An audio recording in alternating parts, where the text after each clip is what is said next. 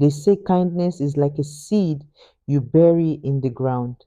You don't know when or how, but one day it will sprout into a tree so tall its shade may save your life.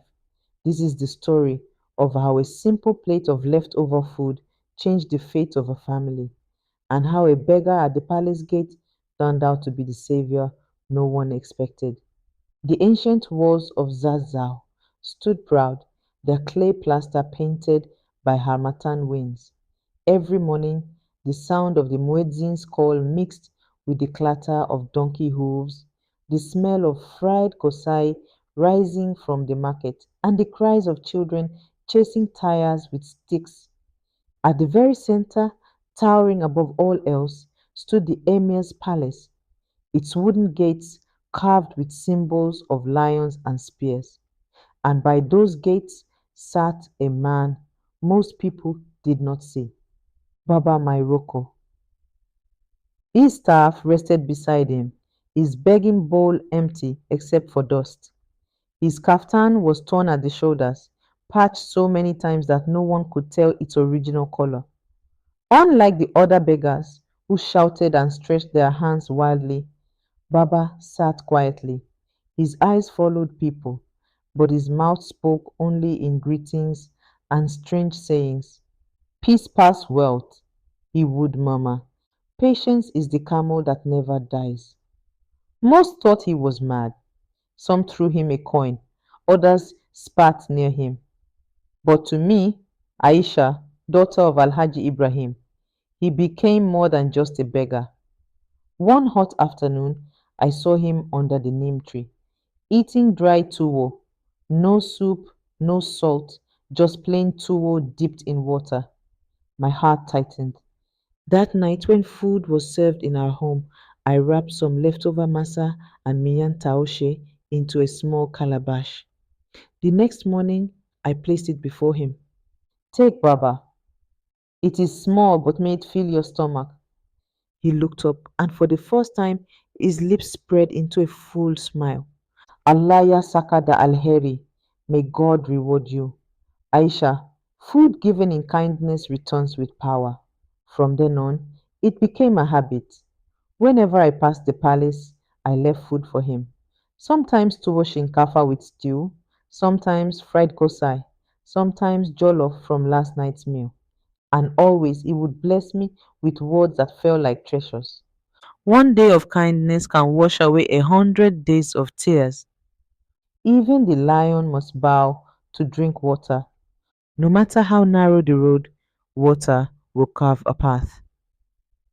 I never asked him who he was. He never asked about me.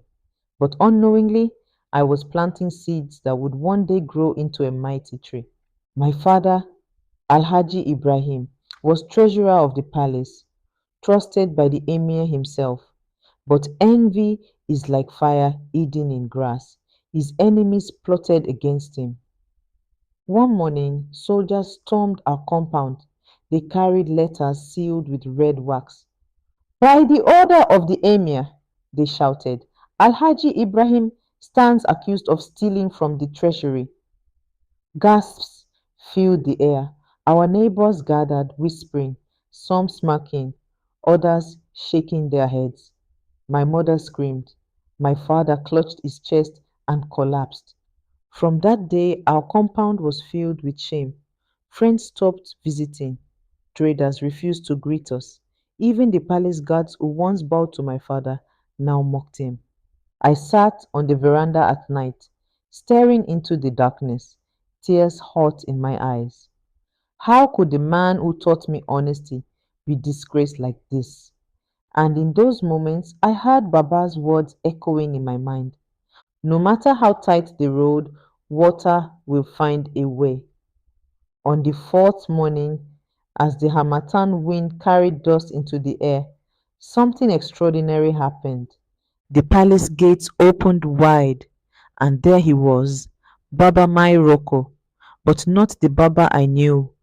Gone was the patched kaftan. He now wore a flowing white Baban riga embroidered with gold. His turban was neat, his shoes shining.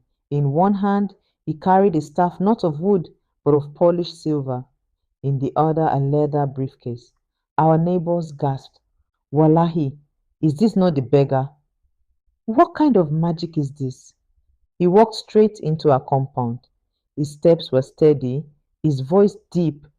Peace be upon this house. My father, lying weak on his mat, struggled to sit up. My mother covered her face. I stood frozen. Baba, I whispered. He smiled at me. My daughter, today you will learn that not all who sit on the ground are broken. Some are only waiting for the time Allah has written. He turned to my father. Alhaji Ibrahim, do you remember Musa Danladi? My father's eyes widened. Yes, Musa, the commissioner who vanished 20 years ago after a scandal. Baba nodded. I am he, betrayed by my own brothers in politics, haunted, stripped of power. I lost everything. To survive, I hid among the poor. To silence my enemies, I became a beggar. But when my children were hungry, when my life was worth nothing, you, silently, without pride, sent me money. You never told a soul. You saved my family. He opened the briefcase and laid out documents stamped with seals of high authority. The ones who accuse you now are the same ones who plotted against me. But today, their rope has finished. He clapped his hands. Two men entered, lawyers, sharp in black suits. Behind them, guards with evidence. By evening, the petitions were filed. By the next week, the fraudsters were unmasked, and the emir himself summoned my father, restored his honor, and embraced him before the council. As drums beat in celebration, our compound overflowed with visitors again. Neighbors who once mocked us now begged forgiveness. But the greatest surprise was Baba, no, Alhaji Musa Danladi. Though restored to power, though his lands were returned, he never forgot the palace gate. Once every month he came back, not as a beggar, but as a reminder.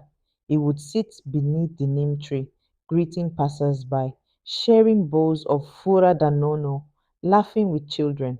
And whenever he saw me, he would raise his staff and say, Aisha, remember, food given in kindness returns with power. And so, my people, never despise the poor man at the gate.